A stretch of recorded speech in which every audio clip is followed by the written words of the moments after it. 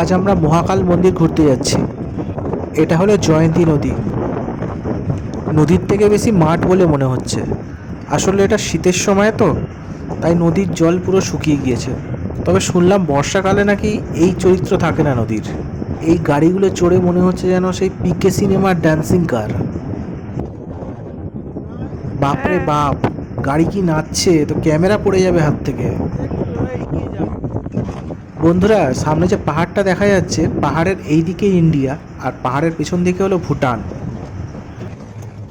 এই জায়গাটা বর্ডার হলেও অন্য আর পাঁচটা বর্ডারের থেকে একটু কিন্তু আলাদা। অন্যান্য জায়গায় কি হয় না, সিকিউরিটি অনেক চেক আপ থাকে, কড়াকড়ি থাকে, সব জায়গায় যেতে দেয় না। কিন্তু এইখানে কিন্তু এইসব কিছু নেই, যে যেদিকে পাচ্ছে চলে যাচ্ছে। যেতে যেতে শুনলাম এই রাস্তা দিয়ে নাকি হাতির পাল ভুটানে যায়, কিন্তু আমাদের সাথে কোনো জন্তু জানোয়ারের সাক্ষাৎ হলো না এখনো পর্যন্ত।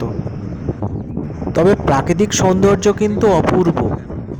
দেখে যা মনে হচ্ছে বর্ষার সময় কিন্তু এতে ট্রাভেল ট্যুরিজম ব্যবসা সম্পূর্ণভাবে বন্ধ থাকে, কারণ নদীতে জল চলে এলে গাড়ি তো আর এই পথে যেতে পারবে না। ঠিক আছে বন্ধুরা, আপাতত বিদায় নিলাম।